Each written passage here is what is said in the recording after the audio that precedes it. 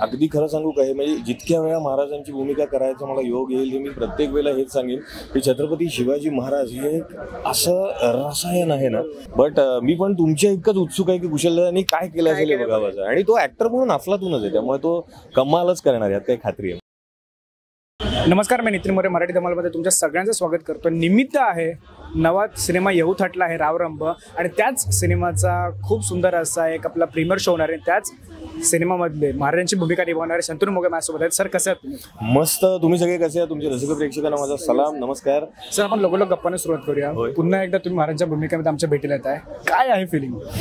अफलातून फिलिंग आहे. मी तुम्हाला अगदी खरं सांगू का, हे म्हणजे जितक्या वेळा महाराजांची भूमिका करायचा मला योग येईल, मी प्रत्येक वेळेला हेच सांगेन की छत्रपती शिवाजी महाराज हे एक असं रसायन आहे ना, एक अशी ऊर्जा आहे, एक असं दैवत आहे आपल्या सगळ्यांचं की कुठल्याही कलाकाराला ती भूमिका मिळावी असं त्यांचं स्वप्न असतं. आणि देवकृपेने ही भूमिका दुसऱ्यांना माझ्या वाट्याला आलेली आहे, त्यामुळे मी फार भाग्यवान समजतो स्वतःला. आणि झोकून देऊन काम केलेलं आहे.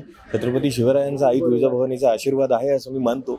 नाही, गेल्याच आठवड्यामध्ये तुमच्यासोबत बोलणं सुद्धा झालं, तुम्हाला हे सुद्धा कळलं की तुमच्या पायाला दुखापत झालेली, त्यामध्ये रिकवर होऊन तुम्ही प्रीमियरला आलाय. ऍब्सोल्युटली. असंच बोलायला हरकत आहे का की महाराजांचीच आशीर्वाद, महाराजांचा आशीर्वाद, तुळजाभवानीचा आशीर्वाद, त्या सगळ्या दुखापतीमध्ये तुम्ही रिकवर झाला?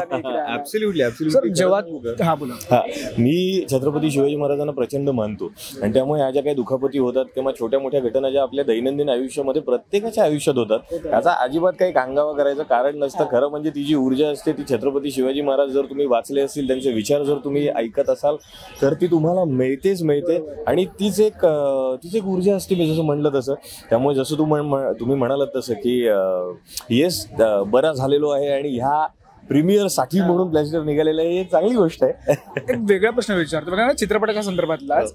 एक कॉमेडी करणारा कलाकार, जो संपूर्ण महाराष्ट्राला हसवणारा कलाकार आहे आपला कुशलदादा, तो आता या चित्रपटामधून विलनच्या भूमिकेमध्ये येतोय. तुमची कशी रिएक्शन होती त्याला, त्या गेटअप मध्ये बघताना त्याचं काम? अरे ऍब्सोल्युटली. मी जोपर्यंत कुशलला बघितलेला आहे ना वेगवेगळ्या भूमिकांमध्ये, तो एक प्रचंड समर्थ नट आहे. त्यामुळे तो आत्तापर्यंत काही कार्यक्रमांमधून कॉमेडीच्या मार्फत प्रेक्षकांजवळ आलेला आहे. प्रेक्षकांच्या काय म्हणतात त्याला, काळजात घर करून बसलेला आहे असं आपण म्हणूया. पण एका नटाची बलस्थानं तीच असतात. फक्त कॉमेडीत न अडकता तो बऱ्याच काही गोष्टी करून दाखवू शकतो, आणि कुशलमध्ये ते कम्प्लीट पोटेन्शियल आहे. त्यामुळे अनफॉर्च्युनेटली माझे आणि त्याचे काही सीन्स नव्हते, सो आम्ही एकत्र शूट नाही केलेलं. बट मी पण तुमच्या इतकंच उत्सुक आहे की कुशलदादांनी काय केलं असेल हे बघावं. आणि तो ऍक्टर म्हणून अफलातूनच आहे, त्यामुळे तो कमालच करणार, यात काही खात्री आहे. तुम्ही सर जाता आता प्रेक्षकांना काय सांगाल, त्यांना रावरंभामधून काय वेगळं आणि नवर बघायला मिळेल, आणि कधी आपला चित्रपट? अच्छा, सगळ्या रसिक प्रेक्षकांना, मायबाप रसिकांना हेच सांगेन मी, 26 तारखेला हा चित्रपट तुमच्या सगळ्यांच्या भेटीस येतो आहे. त्याचं लोकार्पण होतं आहे, आणि जवळच्या चित्रपटगृहात जाऊन तो नक्की बघा. बघण्याचं कारण छत्रपती शिवाजी महाराजांच्या काळातल्या एक अत्यंत इंटरेस्टिंग अशा गोष्टीचं चित्रीकरण ह्यात असणार आहे.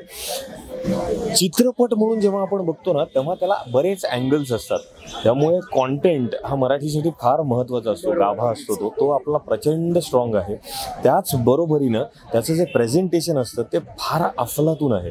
म्हणजे सगळेच आपण डिपार्टमेंट्स बघूया, कॅमेरा, लाईट्स, लिखाण, दिग्दर्शन, प्रोडक्शन व्हॅल्यू, स्पॉट बॉयचं काम सुद्धा, VFX इतक्या मोठ्या लेवलवरचं, तर ह्या सगळ्या गोष्टींचं एक असं कम्प्लीट पॅकेज आहे. त्यामुळे ही फिल्म नक्की बघा असं मी आवाहन करतो. धन्यवाद, खूप धन्यवाद. खरंच बरं वाटलं तुमच्यासोबत गप्पा मारून. थँक्यू. Same here.